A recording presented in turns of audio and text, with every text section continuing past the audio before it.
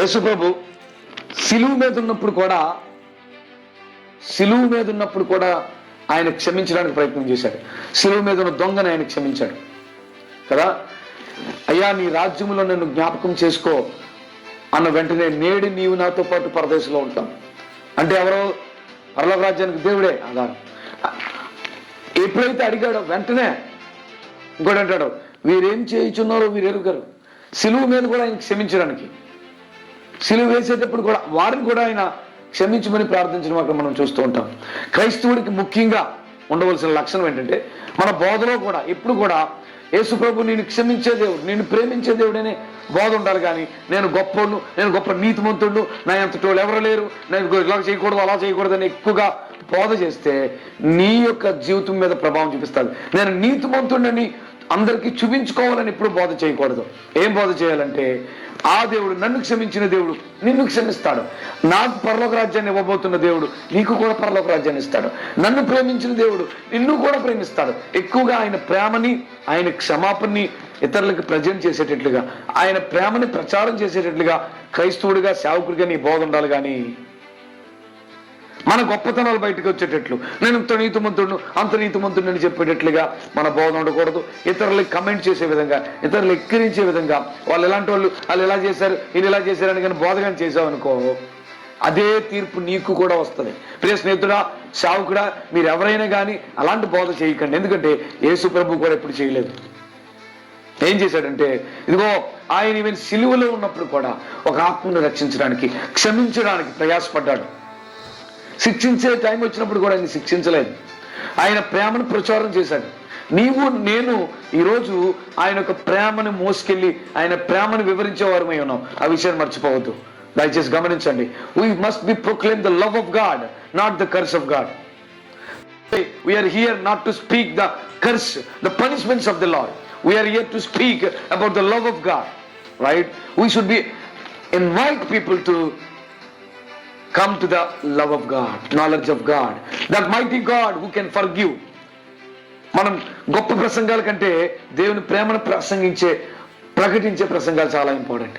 ప్రియ స్నేహితులారా, ఎంత గొప్ప, ఇంత నీతిమంతుడు అంత నీతిమంతుడు, నేను ఎంత గొప్పగానే మనల్ని ప్రజెంట్ చేసుకునే విధంగా ఉండే మెసేజ్లు చాలా ప్రమాదకరం.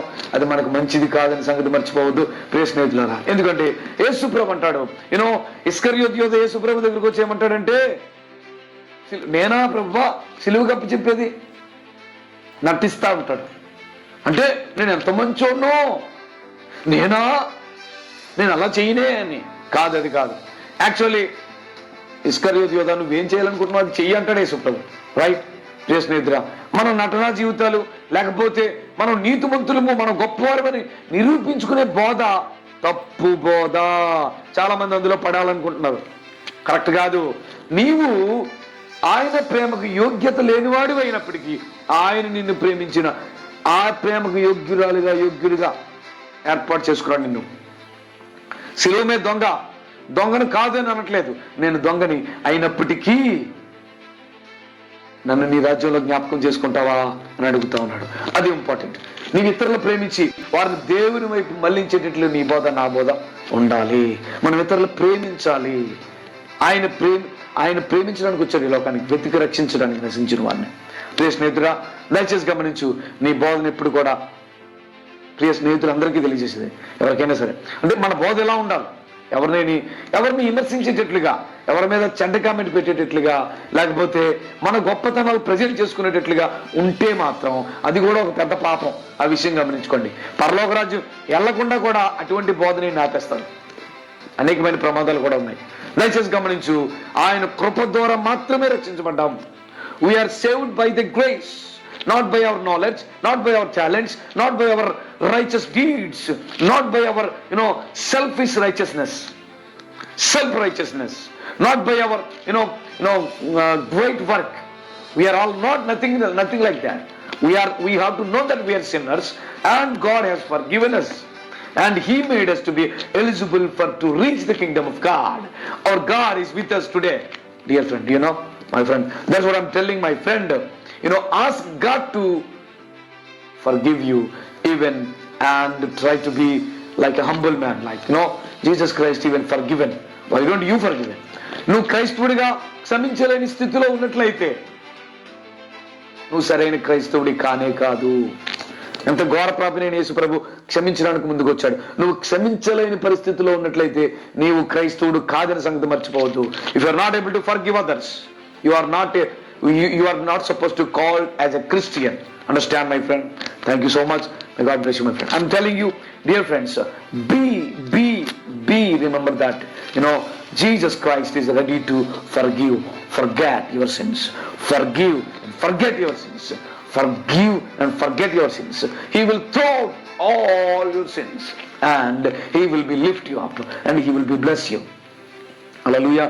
My dearly friends, I'm telling you, my dear friends, today, this evening, this night, or this morning, or this at this present situation, my friend, whoever come to Him, ask Him.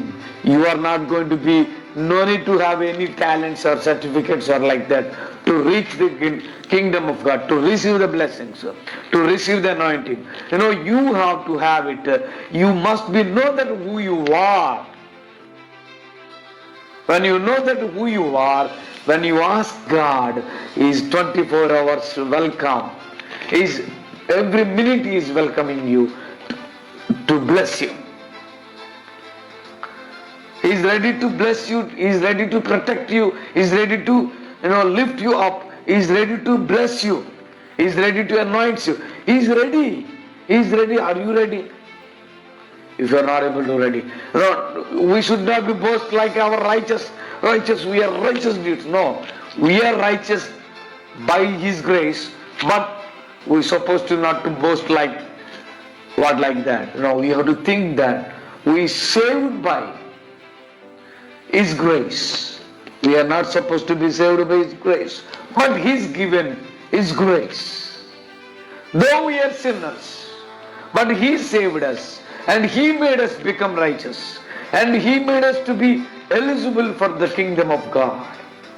My friend, as a thief is going to the kingdom of God, why don't you go to the kingdom of God?